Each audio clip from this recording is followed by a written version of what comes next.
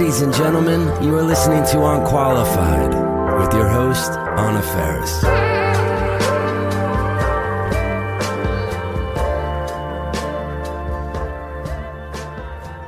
Oh, hi. Hi, babe. Oh, it's so good to see you. It's so great to see you. How are you doing? I'm good. How about you? Good. For our listeners, I met you maybe 5 or 6 months after I moved to Los Angeles. Yeah, you definitely had just gotten there. And for me, it was completely surreal meeting you and your friends.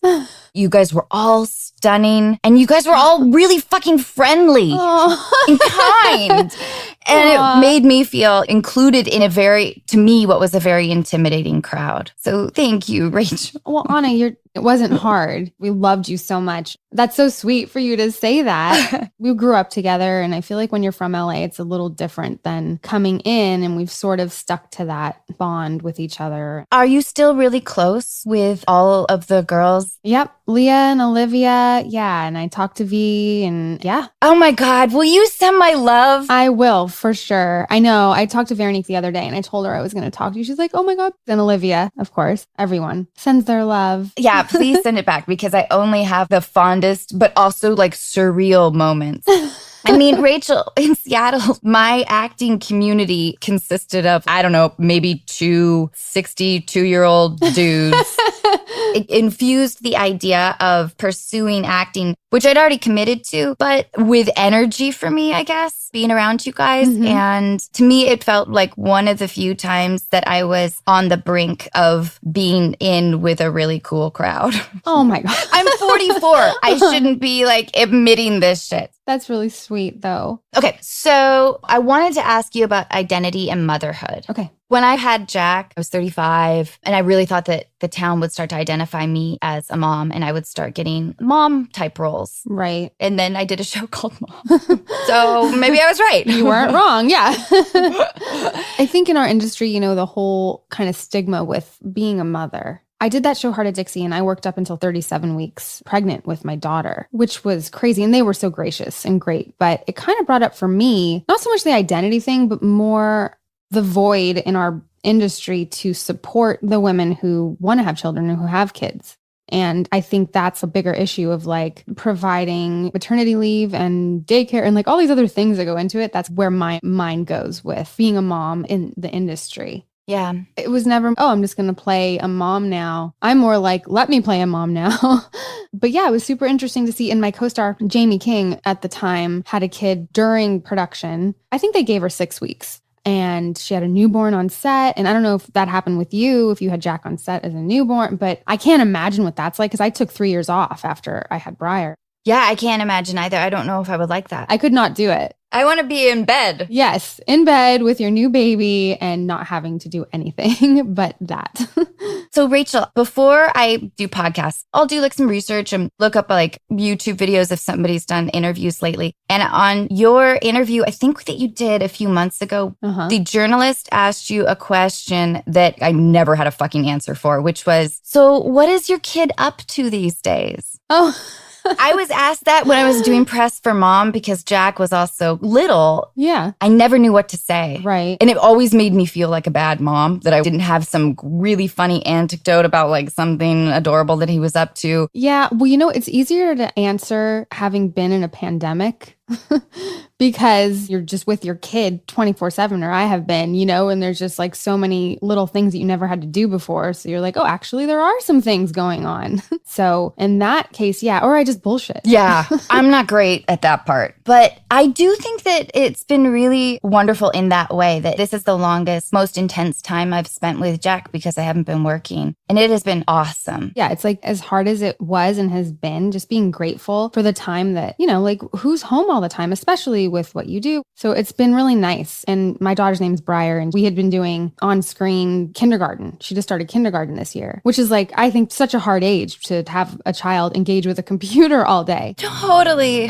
But I just sent her in person this past week, and she is in heaven. Was she just totally excited? There weren't like any tears or anything? No, I think in a way, the pandemic helped in that way that kids are just so excited to go to school. To see each other. Yes. They're like, oh my God, other children. because they've been so isolated that it's working in our favor. Because I think had it not been her home all the time and experiencing it that way, she would have been terrified and school would have been like a traumatic transition. Yeah. Jack is the same way. He can't wait to go back. Yeah. Which is awesome. Yeah. Okay. What was your living arrangement like when you first lived on your own? I went to college for a semester, so I don't really count. And then Leah, who you know, and I moved into my aunt's condo that used to be my great-grandmother's condo by the Hollywood Bowl. And that was probably around the time where we met you. Yeah. We just have the best memories there. I mean, it was just insanity, like 19 and 21. Oh my God. I don't mean to embarrass you, but you and Leah are like the most gorgeous people. Oh my God. Your whole circle of friends was like, I am in the OC. Oh my God. But so I bet you guys had a blast. We had fun. All right. If you could live anywhere in the world, where would it be? You know, I've never done New York. It's always been this kind of hoop dream of mine to at least experience it. I mean, I'm from LA and I have never left. I mean, I spent a lot of time in Canada with Breyer's dad when we were together. So I've had that experience. Vancouver or? Outside of Toronto, so East Coast. Okay. Which the winters are horrendous. So when you were up there, was that like Hayden shooting or were you shooting? No, he's from there. He has a farm outside of Toronto. So that's just where we spent a lot of our time. Oh, I was thinking like if he was working or if you were working, it can be a lonely existence. Yeah, you're alone and with the kid. I mean, I definitely did a little bit of that while we were still together. But that's kind of, I guess, what you do when you have a partner and a kid and you have to like figure it out. But you're right, it can be super lonely. When you made the decision to separate, Mm-hmm. I don't know why. This is something that just occurred to me kind of. Mm-hmm. I never really worried about Jack not having his two biological parents raising him together. Right. He and my fiance have the most amazing relationship. They're really close. Mm-hmm. And when I was interviewing for schools, I remember the administrator saying something about divorce having this negative effect on kids. And I thought about how happy Jack was and I smiled, which probably looked a little crazy.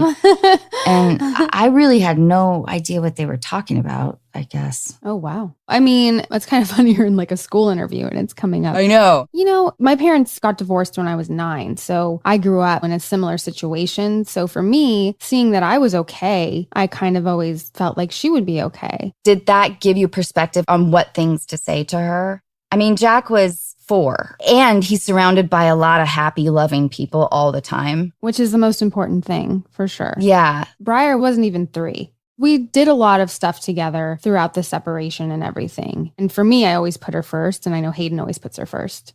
You know, co-parenting, you try your best and you hope that you're doing it right. Yeah. And as long as your kid feels loved and seems okay, I feel like that's just the most important thing. Completely. It's interesting. I was thinking last night about my first husband, Ben, who you know. Mm-hmm. You might be one of the very few people I think that like is 1 degree of separation with Ben.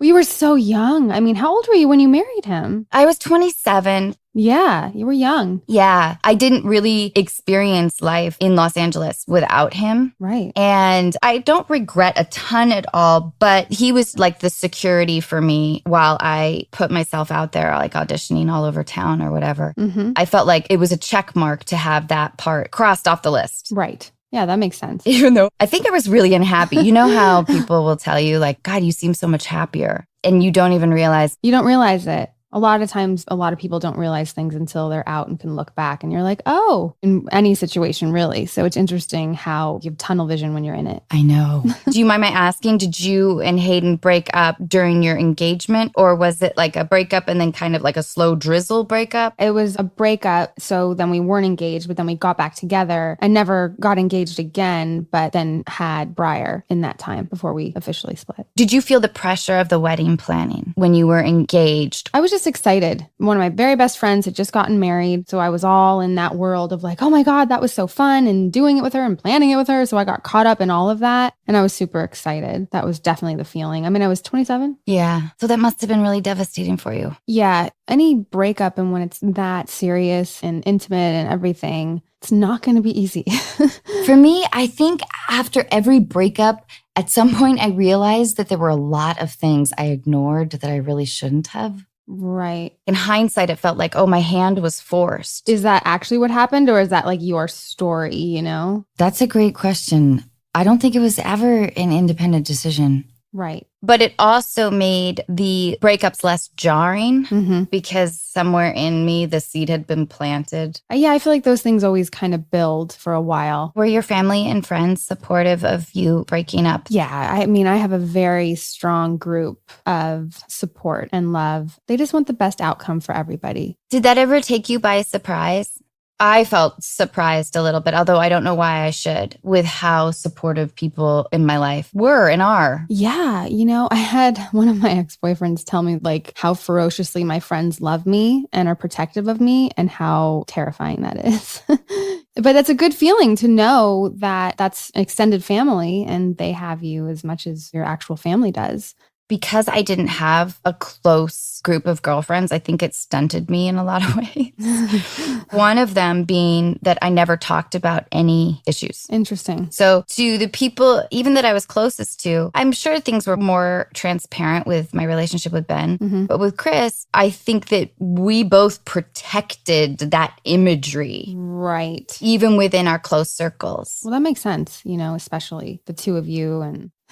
There'd be a lot of opinions, I'm sure. Yeah. Rachel, I think I need a tight group of ladies. Okay. Would you say you've experienced heartbreak at other times in your life? Yeah, for sure. How many times? I'd say 2 real heartbroken times for sure. But I'm grateful for them because it has made me really grow and do the work and feel like strong and good. I've done the work. I feel like I've earned happiness, all that stuff. Yeah. But for sure I have. I really liked turning 40. I really liked turning 30 as well. I got divorced at both 30 and 40. Are you serious? Yeah. You're like, oh, new decade. Here we go. Totally. Yeah. Lots of transitions. Yep. Yeah. So my first heartbreak was my high school boyfriend breaking up with me in college. And I felt more than an ache. It felt like a stab. Yeah, like a death inside you. Yeah. I could also funnel anger, but there was also a lot of confusion. And then I kind of realized that my heartbreak was not about him at all. He was sort of almost arbitrary. I think at that time, I was 17 and I was just so thrilled that a cute guy liked me. He gave me a promise ring. Yes, very serious. No, I get it. You guys were getting married. Yep. But I knew that I wasn't going to marry him. I think I did, at least. I was never a person that dreamt about a wedding. You never saw yourself getting married? No, I saw myself getting married because I really like commitment. I feel like I'm well suited for intimacy. But, oh my God, Rachel, I totally lost my train of thought. We're moms. It's what we do. Right? Don't you feel that all the time? Oh, completely. You're just like, why am I in here? What was I doing? It's nonstop. But yeah, one of my friends had like a book. She had her like dress picked out. She didn't have the guy yet, but that was the trajectory she wanted. Right. And I was never like that. Where were you in that arena? I was definitely not the girl that had all the pictures and the dresses. I mean, when it came to be, because Hayden and I were engaged, I was all about it, but it wasn't something as a young girl growing up I dreamt about. It was always an idea, you have as a girl, like growing up, having a family, the husband, the whole thing, but not detailed. Like I didn't have my venue. Rachel, we were talking to this woman. She is engaged and wanted to call off the engagement essentially, but kind of wanted permission. And I really feel like calling off an engagement is a smarter, stronger, braver move. Yeah. Than what I did, which was like, well, I guess everyone's expecting this, so let's just go through with it. Is that how you felt? Yeah. That's hard because that's living your life for other people and not really listening to yourself. I think it takes a lot of maturity and going through things and that growth to get to a place where you feel confident enough to stick up for what you want and you believe. I like that. Thank you, Rachel. Okay, so Rachel, do you have a favorite movie that you could watch over and over? Do you know what, Anna? And I'm not even bullshitting you. My favorite movie of all time is Just Friends. Really? Ask anyone. It's my Christmas tradition. No Christmas goes by without watching it. You are so phenomenally incredible in that movie. You're my favorite of all time. Shooting the movie was tricky because we were in Regina in the middle of winter. Oh my God. I think it was like -20 for most of the shoot. Like the cameras kept freezing up. They had to stack these massive barrels of hay up against our trailers so the power wouldn't go out. Oh my God, that's insane. It was really cold. What an experience. Yeah. So when his car is frozen over, it was real. I know. And Ryan is just wearing like a thin sweater outside. He's Canadian though. He's like, yeah, bring it on. This is nothing. I loved playing that role. I loved working with Ryan. It was so delicious to be such a fucking insane brat. It's my favorite of all time. And you in that role. Thanks, Rachel. I swear you can look up anywhere. I have said it so many times. I would love to play her again. I keep thinking like, where would Samantha be? Like, what's she up to? Yeah, you should do it. Okay, you can star as the assistant to Samantha James. Oh my God, can we please do that? It'd be so fun. Okay, what is your relationship like with social media? I recognize what it's useful for, especially with what we do. I don't like the negativity that comes along with it or the things that kind of make you look at other people and their situations and makes you feel a little down. Yeah, it's hard to get across like a dynamic message in any way. You're like forced with these constraints and it feels so easily like misconstrued if I want to play in that arena. Yeah, you have to be very careful and filtered and yeah. Because it's terrifying. Yeah, anything you say, it's just like, oh. But, you know, I don't spend too much time, or maybe that's a lie.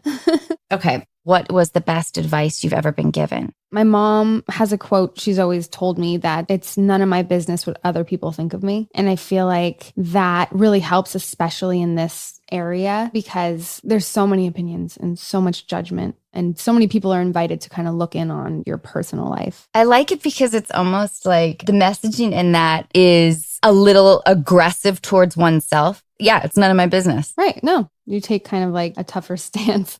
At my grandmother's funeral, her best friend, there was a diner after. I'm in the bathroom, you know, and I'm crying or whatever. And her name's Minnie. And she walks up to me and she says, "Oh, honey, I'm so sorry about your grandma." And I'm like, "I know," you know, crying. And she's like, "Well, what are you going to do?" And like walks out. So literally my entire family, it's what we say to each other when anything is happening. We're like, well, what are you going to do? And so I live by that as well. That like kind of touches on something that I really like about being in my 40s. Uh-huh. A little bit of like, do I have the ability to sort of remove myself emotionally with things that I can't change? Right. It's not exactly applicable with death and grieving. No, you know, it's all the same wheelhouse of feelings. What can I ignore? Yeah. What can I suppress? Everything, it turns out. Everything. It's worked really well. Yeah. I'm with you. I like that advice a lot. Okay, so what talent or ability would you most like to have? These are tough questions. Maybe to be a more confident singer. Well, you're a beautiful singer. Oh, gosh. Come on, give us a tune, Rachel. Yeah, right. No, that's my biggest thing is like so fearful of like exposing myself in that way. I'm terrified of accents. Really? Yeah, because I haven't done them pretty much ever. But a lot of things also intimidate. I'm with you. I knit hats now, Rachel. You knit? Is that something you took up this past year? Yeah, I have a ton of poorly made hats. If you ever want one, they're pretty cute. I do. That is so cute. I've always wanted to take up knitting, but I've been so intimidated. It's really easy.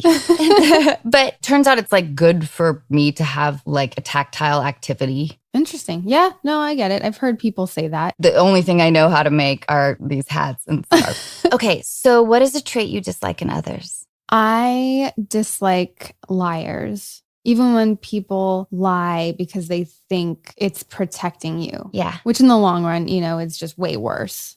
I don't lie frequently. Mm-hmm. So when people lie to me, I believe everybody. Right. And when people have sort of like a covert agenda, yeah, I just don't quite understand that level of communication. And to me, in my life, it's happened most frequently, I think, with some women in my life. Oh, interesting. I don't know. I'm always really slow on picking up if somebody is a manipulative person and kind of poisonous in my life. Yeah. I'm really bad at detecting that. I mean, I think in a ways that's probably better because I'm sort of the opposite where I'm immediately like, are you really telling the truth? I have a good read on people too. And I'm pretty much 95% of the time within the first meeting of someone and hang out with someone, I can kind of figure out who they are. Yeah. I think I've just been lied to enough to be kind of on that other side where I'm like, I'm not so sure. What is a trait you dislike in yourself? I'm an overthinker, and I've gotten so in my head that it can make me a little anxious and paranoid about things instead of just being present and not going 10 steps ahead. And it's hard to do. Totally. Yeah. And I think I was trained by my mom to do that. Uh-huh. She's more comfortable worrying about something Right. than not. Right. She'll like call me and be like, did you take your vitamins? Are you wearing enough sunblock? I hope I don't inherit that. No, I feel like if you've been exposed to that, you're probably way more aware of it to know what not to do in a way. I think it's the opposite for me because my mom's the complete opposite, where she's very present in the moment and positive and be here now and all that stuff. So for me, I'm like, oh my God, what's going to happen in this? And then I'm going to have to do this and then tomorrow and blah, blah, blah. We're also in an industry where we're unemployed regularly. Right.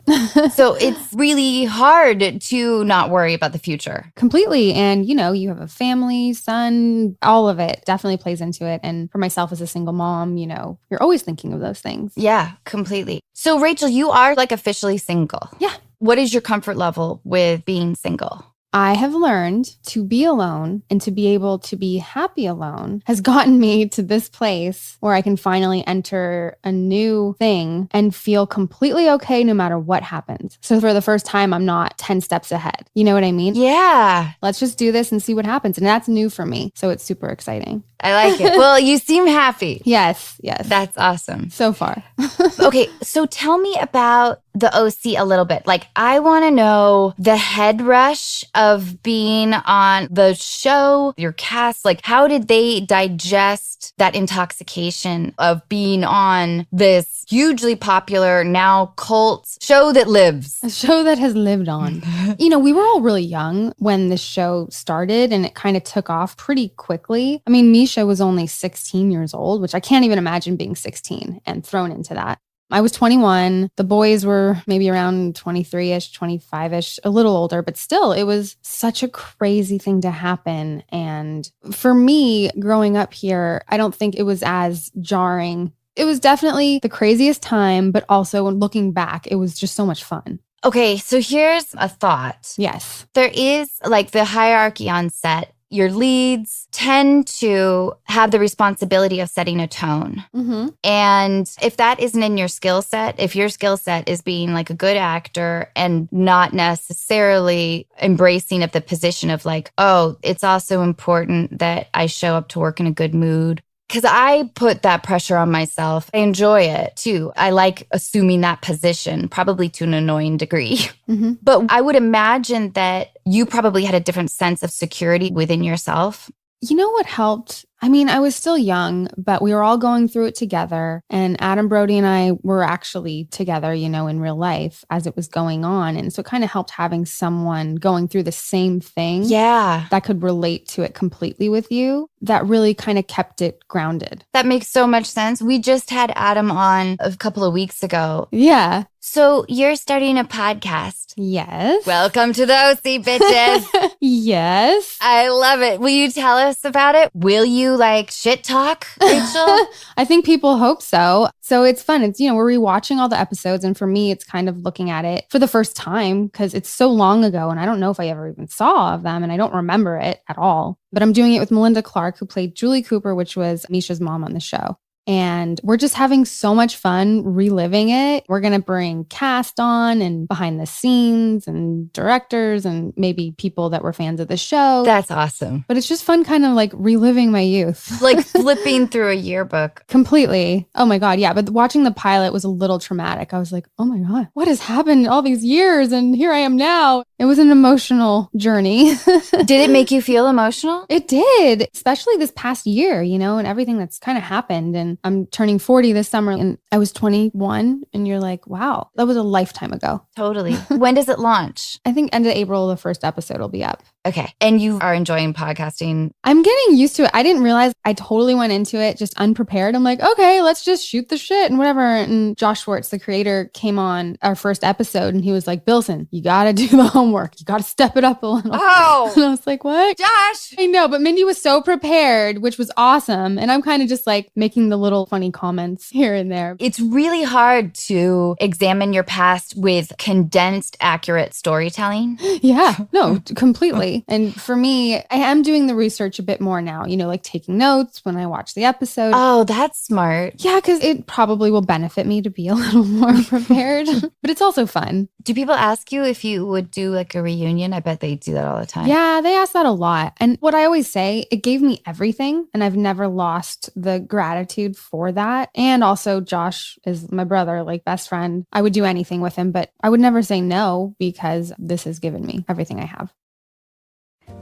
This episode of Unqualified is brought to you in part by Mosey Baby. Mosey Baby are makers of the Mosey Kit, a groundbreaking home insemination product that's safe, simple, affordable, and sexier than a fertility clinic.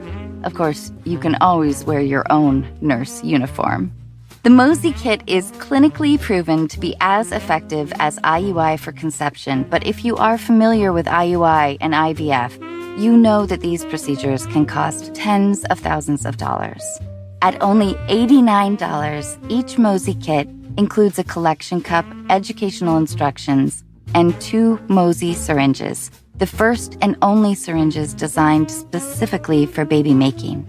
At only $89, each Mosey Kit includes a collection cup, educational instructions, and 2 Mosey syringes, the first and only syringes designed specifically for baby making. They are as comfortable and familiar as using a tampon, work with fresh or frozen sperm, and ensure you make the most of each try. Mosey also has ovulation predictor kits and pregnancy tests, everything you need discreetly delivered to your door. Wondering whether Mosey is a good fit for you? Check out their instructional videos, educational articles, and real stories from the Mosey community and get inspired to start your journey. Mosey Baby has helped thousands of families inseminate safely, comfortably, and effectively at home with the Mosey Kit. Ready to make a baby? Visit moseybaby.com/Anna to get 15% off your first Mosey Baby purchase. Again, that's moseybaby.com/Anna to get 15% off your first Mosey Baby purchase.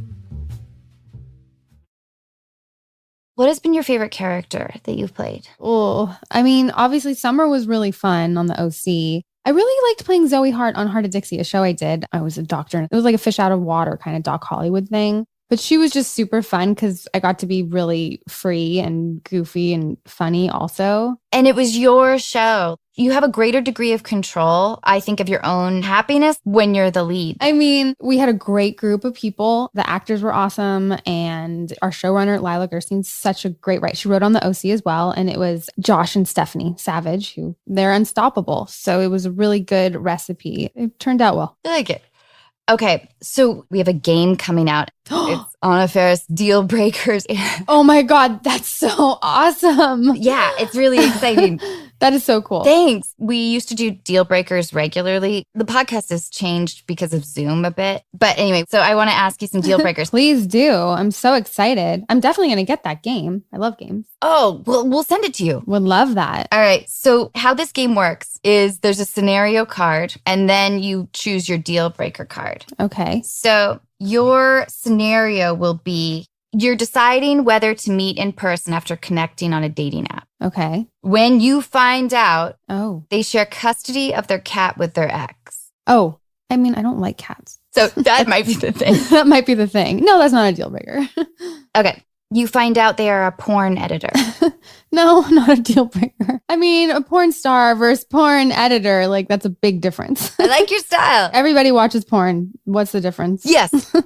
You find out they have a sex doll in their car so they can use the carpool lane. I mean, not going to lie, I've thought of putting a blow-up person in my passenger seat. Am I just too easygoing? Like, none of these are deal breakers. No, I think the red flag is more of like the length to go to sort of cheat. Yeah, no, I hear you. It's not a good sign. At our age, you have kids, whatever. You probably don't want someone that is going that far just to get in the carpool. I am terrified of getting caught. Oh, I'm the same. Like, I won't jaywalk. I walk to the crosswalk no matter what. And I break a lot of rules, but I have like this deep fear of authority, and that bleeds into all kinds of things. Okay. They have a large taxidermy collection. Oh, that's a little weird. But is it a deal breaker? No, it's not a deal breaker, but I'm going to ask a lot of questions. I should confess, I do have some antique taxidermy myself, and I did marry somebody with a lot of hunting trophies. I was going to say, because, I worked with Chris on the OC, but I remember his stories of like camping and like a dead possum that wasn't dead that he ate, I believe. Right? Isn't that the story? Yep, Yeah. I think this is the story. Yep. And went to eat it and then it like woke up, right? Isn't that something like that? Yep. And that stuck with me and I don't remember anything, but I knew that was going to be familiar. Okay, you're bringing them to a party with all of your friends for the first time. Okay. And you find out that one of their exes has a restraining order against them. Ooh, that's not good. Is it a deal breaker? Let's call it a deal breaker just for like domestic violence protection. I don't know. Yeah. You'd have to know the story, right? I want to know how long I've been dating this person. Yeah. You know what I mean? There's a lot of holes here. So one of the fun parts of the game is coming up with some backstory or reason that makes the deal breaker acceptable. You get extra points. Like his ex kept their shared cat beyond her a lot of time and he saw it walking on the street and took it home. The shadiness is hard to look past, but if they're honest about it when you ask them, I feel like it deserves an explanation. Okay, they only travel by train. Only travels by train. I mean, where can you even go? You can get to Milwaukee. Yeah, you can. You can hit up some cool rural plains of Canada. Would it be a turnoff, though, if there's like a deep fear of flying? It would be something to definitely have to work through. Why am I not saying any of these are deal breakers? What is this exposing about myself? I think it means that you've been exposed to a lot of different kinds of people. Okay, we'll take that. We'll just use that. That's what I think. One of the creepy experiences that I thought about during Me Too was before I moved to Los Angeles, this producer from Rochester, New York, saw a short film that I had done and asked me to fly out for a premiere of his movie. Mm-hmm. He produced a movie called Freak Talks About Sex with Steve Zahn. Anyway, I don't know what my parents were thinking. They were like, bye. And I was like, bye, guys. I'm going to Rochester to meet this producer. I guess my career is taken off. The whole thing was super creepy. Okay. After like 3 days, I finally understood that he wanted to sleep with me. Oh. I'm slow. I said, I don't know people like you. The people I know that are your age are my parents' friends. Oh, wow. And I remember feeling so strong in that moment. And his face like turned bright red and he put me on a plane. But anyway, this creepy dude who's since passed, I believe, refused to travel by airplane. Really? Yeah. And I was kind of fascinated by that fear because it felt like a fear that you let consume you, that cripples you a bit. I just remember thinking, I hope a fear like that doesn't take over my life in that way. Yeah, I think I've done enough work on myself to know that those are the things that you have to do, that you have to face. Yeah. I haven't had any of those that are like that bad where I can't do it, but definitely know people like that. Okay, final one. They have a waterbed. I would just throw up. Like I would get so motion sick on that thing. But he loves it. That would probably be the deal breaker.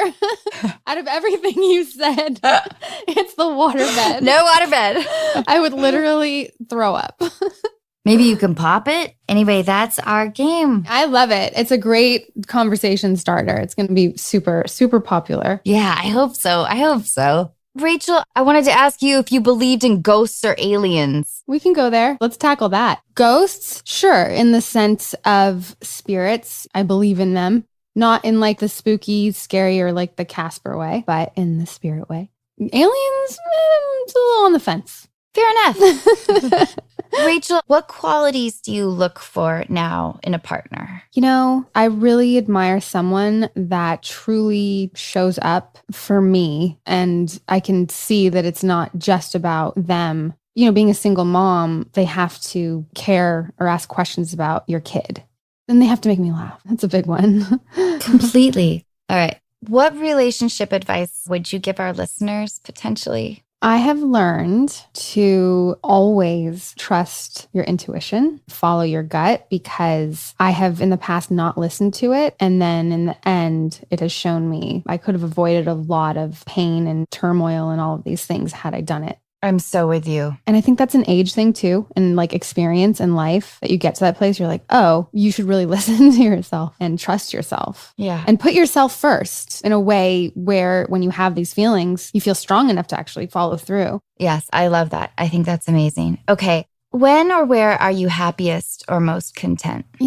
I love being a mom so much. And so when my daughter's happy and we're together, there's nothing better for me. Do people ask you if you want other kids a lot? Yeah. Do they ask you? No, not really. It was hard to get pregnant with Jack. I was 35, and then he was born at 31 weeks. Oh, okay. I've been told that I'm high risk. Going through that, Olivia's second child was born a little premature and she really went through it. They were in the NICU for a month. But yes, people do ask me if I would have more kids. And I'm definitely a person that's just like, well, yeah, if it was right. I mean, obviously I'm getting older, so it's something I would potentially be open to. Yeah. So this is a question that I always think is unfair, but people continue to answer it. What do you think is the meaning of life? The meaning of life is being happy and feeling and giving love. I know that sounds so cliche. No, it's beautiful. I mean, what else do we say? What else do you have? Okay, Rachel, you don't have a joke up your sleeve, do you? I have a joke. I've stuck with this joke since my early 20s. Oh, let's hear it. It's pretty lame. I love it. What did the snail say when it jumped on the turtle's back? Not sure. Whee! So stupid. I love it. It's so stupid, but I love it. That's just me in a nutshell, I guess. Rachel, I can't thank you enough. Thank you so much. I love you so much, Rachel. I love you too. Thank you. Thank you. Okay, bye, darling. Bye. This episode of Unqualified is brought to you in part by Intuit, powering products like TurboTax, QuickBooks, Mint, and Credit Karma. Intuit works for what you work for, and because I've been using QuickBooks for years, I've been working with Intuit for years. I just didn't know it. I've also recently begun using Mint, which, as everyone else also probably already knew, is an easy way to create monthly budgets. With Intuit, artificial intelligence does everything from predicting your future cash flow to recognizing a misplaced digit in an account or routing number. You can also categorize and track personal or business expenses by scanning receipts, invoices, and other financial documents. Everything is automatically organized, especially helpful if organization isn't your greatest talent. And smart budgeting tools let you know before you overspend. Innovative features like these make managing your finances simple, but as you probably already knew, innovation is at the core of everything Intuit does. Discover how Intuit's products can help you see what's possible at Intuit.com. That's INTUIT.com.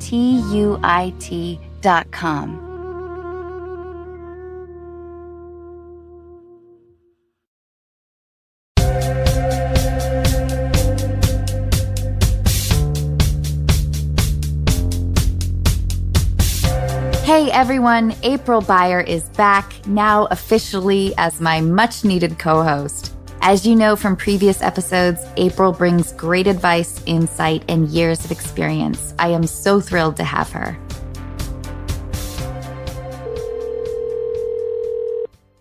Hi, Lori, can you hear me? Hello. Hi, how are you? Busy. I just escaped from my office. I'm in the OR. Oh, Lori, thank you for taking the time. It's my pleasure. Hi, Lori. Hi, April. So, Lori, tell us what's happening. Well, I'm the boss at work. I have 5 kids. I was the boss at home. I'm the boss. I have a very testosterone-driven personality. And it's just the way I've had to take care of myself since I was young. I do what I need to do. And I think I scare men away because I don't need anything. I'm the boss. And I end up attracting these really pussy-ass men. They want to be mothered and taken care of. I don't want to take care of anybody else. I need somebody to take care of me when I get home. I want somebody that's kind of macho that says, listen, Lori, I know what you just said, but this is what we're going to do. Like, I'm going to spank you, Lori, and you're going to take it. Exactly. Yeah, girl. And nobody does it. They're like, oh, well, let's tiptoe around Lori because she's the boss. So I'm having a little bit of trouble trying to figure out how to make this work. Well, Lori, I think you're in good hands because April deals with a lot of powerful women. I do. What am I doing wrong then, April? Help me. Okay. So, Lori, first of all, congratulations on just being an all-around badass, top shelf, amazing woman. 5 kids, great career. It's a lot. Do you still love what you do? very much. My doctors are great. We're doing regenerative medicine, which is kind of COVID treating and helping people from all over the world. So it's cool. I love what I do. And I have a plastic surgeon too. So I'm busy. Okay, fantastic. So, I mean, let's just dive into this right away. I just want to call you out on a couple of things. So I wrote it down. Is that okay, Lori? I'm ready. I'm ready to be called out. Well, only because when I'm talking to strong, smart women, I know you can take it because intellectually you're going to get it. So this is just an integration thing. You said, I don't need anything, and I quote, and then you followed it up with, but I just want somebody to take care of me. It's so hard when we are in our badassery and strong, smart, capable women. And we're like, but you should just tell me what to do and fight the bear. It's really hard. Okay. Yeah. You've taken care of yourself since you were really young. It's why you're the boss now.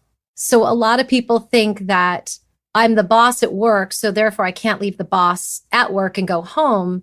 But it's because we're the boss because we always had to be in some respect. So first, I want to tell you that just because you can take care of yourself and do it all without any support or assistance doesn't mean you should.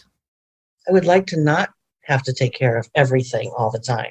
But I take care of the doctors. I take care of the staff. I take care of my friends because I'm the oldest of all of my friends. They come to me for everything, all the time. And I'm happy to do it. I think probably maybe that's why I'm put on this earth, is to help people and to be that person. But I'm looking for somebody for the rest of my life that we can complement each other, that I'm not telling what to do all the time.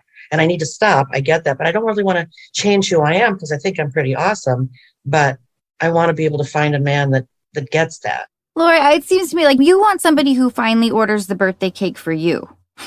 Thank you. Instead of ordering my own and going, thank you for paying for it, I guess. I don't know. But if somebody orders the cake for you and you wanted a yellow cake with chocolate frosting and they do red velvet, are you mad?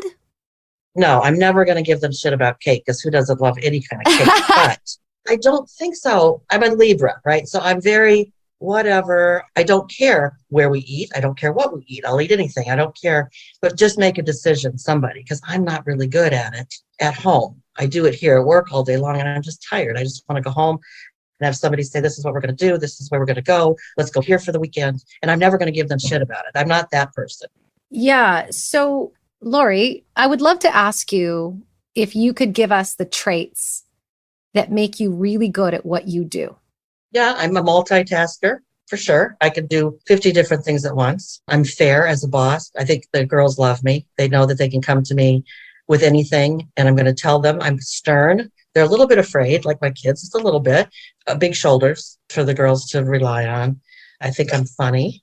I think so too. We've known each other for Anna. 3 minutes. Hilarious. I believe it. I think I'm pretty chill. My kids are grown and gone. There's no drama in my life at all. I don't even have I have a dog and she's a little bit of a brat, but that's it. That's my drama. If Anna and I wanted to all of a sudden be in your world and be the boss and handle that OR, and we said, what do we need to do? You would say, well, you'd need to be fair. You'd need to be reliable. You'd need to be a multitasker. You need to have big, broad, wide shoulders for advice and support of others and good knowledge, right? So what makes you think that those traits aren't viable or desirable at home? I think they should be. I've got great men in my life. I have a lot of them, but nobody exactly who I want. One is really sweet and I could roll all over him. One is really butch. He's just not that nice to me. So because he thinks that's what he needs to be. I'm just having a hard time. I don't know why I'm not fabulous and why I don't have a man in my life. Do you tend to take care of both of those people as well? Not necessarily. They're pretty self-sufficient. I take more care of my friends than I do the men in my life. The men need to figure it out themselves. But my girlfriends, I'm very caretaking. What do you want in a relationship? As you sort of envision your future, what kind of companionship would you like? I would like a really good friend, somebody spiritual, somebody who gets me, somebody who's powerful in their own job, who enjoys what they do. Maybe he's already retired and, ready to travel the world or do something like that. But the men my age want somebody younger. Okay. They don't want an old ass lady that's 59 years old. Lori, it's the same with people my age too. They're looking for something, always something better. What's on the other side? They don't want to just commit. I'm ready for that. I've been divorced now. I've been married twice. Divorced now. I haven't lived with my second husband for 10 years. So I've been alone in LA as a single woman for about 10, 12 years, something like that. And so I think I'm ready. I've been playing and having fun and doing all of those things. But I'm at 59 years old. I'm going to be 60 in September. I'd like to have somebody to finish my life out with that understands that I'm strong, but yet soft. I want to be taken care of. I don't want to be the boss of them. I think that makes so much sense. I want to see you on a yacht in the Mediterranean that was arranged by your fiance. That's what I deserve, don't you think? Everybody says that.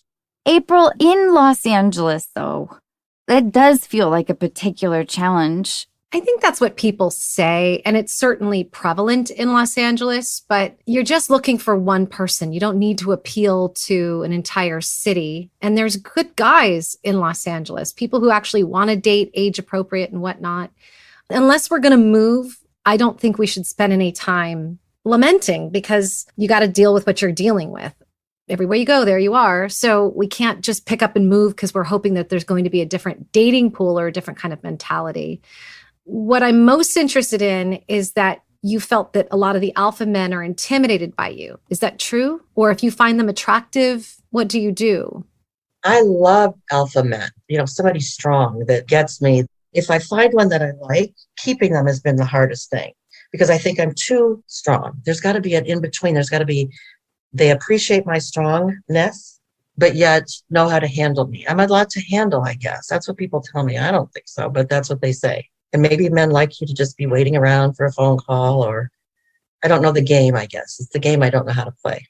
Okay. Well, first of all, no playing games. Like, we're all too old for that. So no games. I know. I just don't do it. But you open with, I'm busy. A friend of mine told me years ago, April, you got to stop telling all of us friends that you're busy. And I was like, ugh. It pushes people away from you and it makes everybody think like they're not busy. Like, you're not the only busy person. So it's a way of keeping people away. So first of all, we got to take the busy word out of our vocabulary. Oh my God, this is advice for me too. Do you say that, Anna? Oh God, yeah. So first of all, just like the next time that word busy starts to come out of your mouth, just go, Ugh. So if a guy says, how are you doing? You don't have to fake it. You don't have to play a game. But you've got to go away from what I call cover behavior, because men are not intimidated by strong, smart, successful women. Never have I ever heard a guy post-date say she was just too smart. She was just too successful. They have said, I can't get in. She's combative, or she's too busy for me, or she has no space and time for me. Or I said, I've been here. She said, I've done it better. I have heard those things. So first and foremost, we have to define what you mean by strong. When you say, I guess I'm too strong, what do you think is strong? My personality, I guess. So I'll have a phone date and it never goes well because I'm just me. And I think they expect somebody different. I don't know. I say it like it is. I talk. I have a regular conversation and they're just not interested. And I think I'm interesting. I got a whole lot of interesting things to say, but maybe I should listen more and not talk so much. That's something that somebody has said to me. Well, there's a little bit of you, and this is coming from love, Lori, is that there's a little bit of you that's still trying to prove yourself. You're still that kid having to do everything for themselves and feeling your own value with what you can do for people. It's why you're great with your staff and the doctors and the team. It's why your friends get everything rolled out for them, because you actually get juice from this. You get attention and love and affection from your ability to do. And now is the time to just start kicking back more, because a relationship needs two people hitting the ball over the net. A relationship needs some air and some space so that this guy who comes into your life can feel his own value by how he can contribute, how he can shift the way you're feeling. You can't just say, I'm busy and I'm this cyclone and I'm this person doing, but I want you to stop me and sit me down and love on me and rub my feet and make me a martini and whisk me up. You can't do that. You actually have to be that person already doing that for yourself when you first meet these people. And listening is powerful. Curiosity is what creates connection, not you being impressive. They're going to love your strength, but your strength needs to be in, wow, that woman is so amazing in our life. She is a shoulder to shoulder kind of partner. She is somebody that when I fall behind, she can pick up the pieces. And when she falls, I can pick up the pieces because we're co-pilots. So the guy who's looking for you is looking for a capable, strong woman. But you're not just strong because you're opinionated and you know so much. You have to be strong in your care, strong in your curiosity, strong in your love, strong in your affection, strong in your time. That's true strength, not just I'm so bossy and capable. And part of the boss stuff is not trusting. Yeah. I'm terrified, probably. Somebody's going to leave. I always think about that. I don't want to put my heart out there. It's easier to put up a block than to be open and to get left. Now, I've never been left, but I still have that fear. Because you're too good at taking care of people. They don't want to leave. Why would anybody leave? Right? They don't want to go. Yeah. Because why would you leave Lori's house? Lori's house is awesome. Listen, nobody wants to leave a good thing. April, on first interactions, what are some basic questions that are good exploratory ideas? Well, I personally think with you, Lori, it's the questions that you need to be doing solo right now. But on a date or on a phone call, the questions would be more, is this guy accustomed to leadership style women? So you want to find out, what was your mom like? How were you raised in that environment? Tell me about your last girlfriend or your wife.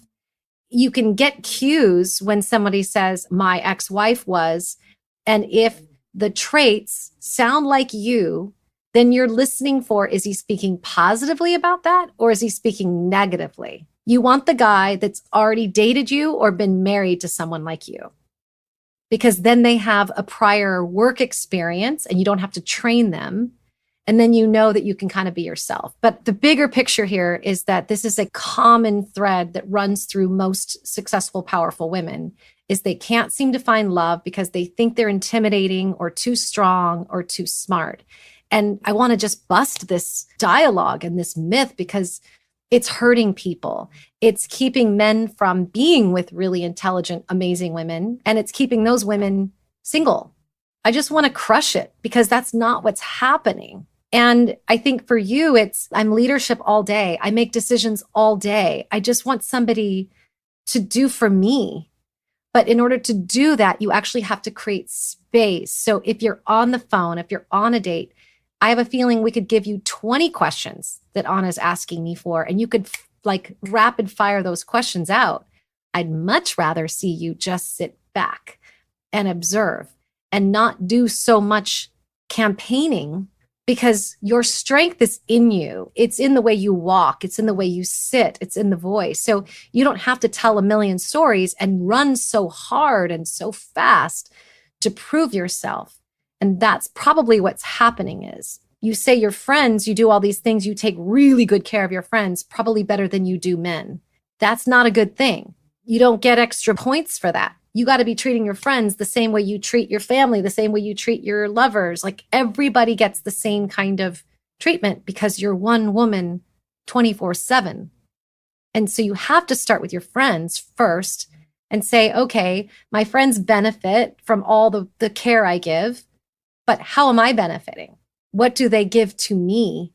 Is the only thing they're giving you the celebration of you for all you give? Because then you're already setting yourself in a pattern of doing that. And by the time you get to a guy, of course, you're not taking care of him well enough and offering space and time because you're so busy at work, then you're so busy taking care of friends that there's nothing left.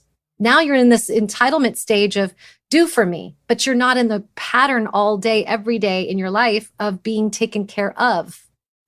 That's really good. Really good advice. I need to sit back, listen, and relax. I always feel like I need to entertain you because I can be really entertaining and fun, but I don't need to do that all the time. And I forget that. Not only do you not need to do that, but you've attached your value to being entertaining. You've attached your value to, I'm a doer, I'm entertaining, I'm a one-woman show. Instead of saying, I'm valuable because I have my heart, or I'm valuable because I'm honest, or I'm valuable because the things that make you great at what you do, I'm fair, right? And I love the fact that you said, I'm funny and I'm a multitasker and I've got broad shoulders and I give good advice and I'm reliable. I'm stern, but it's because I care. So your sternness has to be filtered into, she's strong and stern because it's passion and a sense of excellence in everything, not because she's just stern for the sake of being mean to people or hard on people, right? So when we speak that way to our staff, we just have to be really, really careful that they're not pummeled in that, because it can be overwhelming and defeating, especially for men. Yeah. Lori, how many hours a day are you at work? 10. 10. Okay. So think about our day, right? So we're at work 10 hours a day where you're in the mode of boss. And then there's the drive home. Then there's the getting dinner. And then maybe you go to bed around 10 or 11 o'clock at night. How many hours in the day are you in the non-boss mode? It's really hard to say, I'm going to leave the boss at the office, because it's part of who you are. I know. I couldn't do it. I can't. My husband likes the fact that he has a partner at the end of the day that can make decisions about our life and our home and our families. I can't just all of a sudden become like damsel in distress. It's impossible. It's physically, emotionally, and spiritually impossible and wrong, because you're the boss for a reason. But when we think of boss, we think of, I'm boss because I'm telling people what to do, instead of I'm boss because I'm a visionary. I'm boss because I'm capable. I'm a boss because I'm a leader. I'm a strategist. That's why we're a boss. We're not a boss because we're mean or cruel or hard or tight with people. That kind of behavior sometimes comes with being a boss, and that's the stuff we have to leave at the office. But the other stuff is impossible to separate. So you can't all of a sudden be this person. And if you meet somebody, and let's say he sees you in boss mode, or you're driving home from the office and you've been in boss mode all day, you get on the phone, you're still in that pattern and that rhythm. That's why these phone calls aren't going anywhere. They're not going to a date or whatnot. Right. And so there has to be a shift in, not I'm going to all of a sudden become wide-eyed and 12 years old. No, that's not what we're looking for, right? You have to stick with what you know, stick to your lane, so to speak, but just lose the trappings that come with boss, because they are trappings, right? We can get into a bad mode, and we just have to be more cognizant of our femininity and our sensitivity as women, right? So that it doesn't overtake who we are. Absolutely. I don't go home and somehow take off my boss hat. It would drive me insane and I would be fake. Yeah, I don't think I can. You can't. So don't try. Try to find the guy who likes that. You have to add different definitions to what boss and what strength and what leadership and all this stuff is, because you kind of get off a little bit on the, I like to tell people what to do and I tell them this and then I give them a hug. It's very maternal, and it doesn't work with men. We don't want to boss them and then give them a hug at the end, because that's what their mothers do. So you're watering down the male-female sexy dynamic there. I used to think that I wasn't enough of a giggler. What, you? Like my girlfriends, I guess, would just giggle more. Their kind of flirtation was a little more receptive as opposed to me performing. Maybe it's really just, what are our behaviors that cover up who we are? My mother used to say when I was young, you don't flirt enough. You're too this, you're too that. You're not flirty enough. And I think she was actually speaking to that receptive energy, Anna, you were speaking of. But it worked out just fine. Like, we're all okay. I just keep coming back to the word trust. And if we think our value in life is one thing, then in our dating life, we're going to keep hitting our head against the wall, because that's our perceived value, right? Or that's what we do to cover up some of our vulnerability. And vulnerability isn't, here's all my stuff. Vulnerability is just not covering your stuff up. It's just being a little bit more okay with yourself. If you don't call your friends and say, here's where we're having brunch on Sunday, does it even happen? Usually not. See? You got to start with those women right now, today. No plans with them for the next 60 days. You let them call. See, you hear your voice. You're like, you went into fear and scarcity mode because you're so accustomed to doing everything because that's where you think you're worthy. That's where you think your value is. But April, what if her friends don't pick it up at all because they're so used to the pattern? I mean, I have a dear friend who is a caretaker like Lori. She remembers birthdays. She buys presents. She is so thoughtful. She'll pick you up from the airport. She's amazing. And we've had this long friendship, for 20 years. Like, I'm worried that if she did this, I would really hurt her feelings. Because you forget? Well, yeah. It's not the roles that we've established over 20 years. I'm not that caretaker. Admittedly, I think I'm really selfish in our relationship at times. So I'm worried that Lori will feel, I wonder if she could call her friends and say, listen, I just spoke with Anna and April on her crazy podcast or whatever, and they made this suggestion to me. I want to learn how to receive a little bit better, and my concern is I won't see you guys. And it will feel like you don't love me, but I know that you do. Do you know what I mean, April? I do worry a little bit about that. Like, can her friends help her a little bit with like, okay, yeah, we're going to help you start to receive? I think it's a great idea. It's definitely a route she can take. Yeah. I don't know if it's going to be sustainable because we've cast these people into our life for a reason. They're never going to be the people that pick up the ball and make the plans. It's not the design. It's not, you just said it yourself. It's not the setup. You could say, Lori, just like Anna said, hey, ladies, I'm trying something and I really am. And Anna said it best. It's the word receive. Like, your word is receive. Every day you got to get up and go receive. Every time you try to do something because you don't trust that it's going to get done or done to your liking, you have to just stop, sit on your hands and go receive, receive, receive. Yeah. So you could do this with these people. I just worry they might be able to do it for like a weekend or something, but I don't know if it's sustainable because it's already been designed. But what you do is you actually create space for a new group of women who are just as proactive as you are and are just as much of a caretaker style personality as you are. And then look out, because then you're consistently all doing for one another. You're supposed to create a hole so that that hole can be filled by more appropriate people for this next evolution of your life. But it takes courage to change a dynamic and a pattern that you've been setting up for your whole 50-something odd years. You've been setting up a dynamic. If you really want to change this, a lot has to change. You got to change your life holistically, even with staff, getting into the point of, hey guys, I'm not going to hold your hand today because I trust you. I trust you that the training is there. So that if, God forbid, something happens to me tomorrow, everything can run smoothly. Same thing with your friends. It does come down to, we don't receive because we're not used to it, and we don't ask for it, and we don't trust that it'll be there when we do nothing.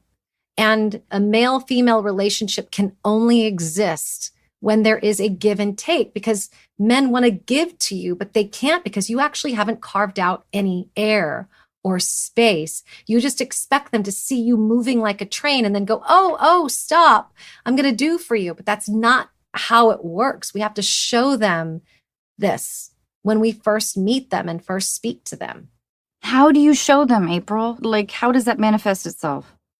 Well, first of all, we already started it with like, Lori, I don't know if you can feel this, but you're energetically, you're already different right now as we're talking.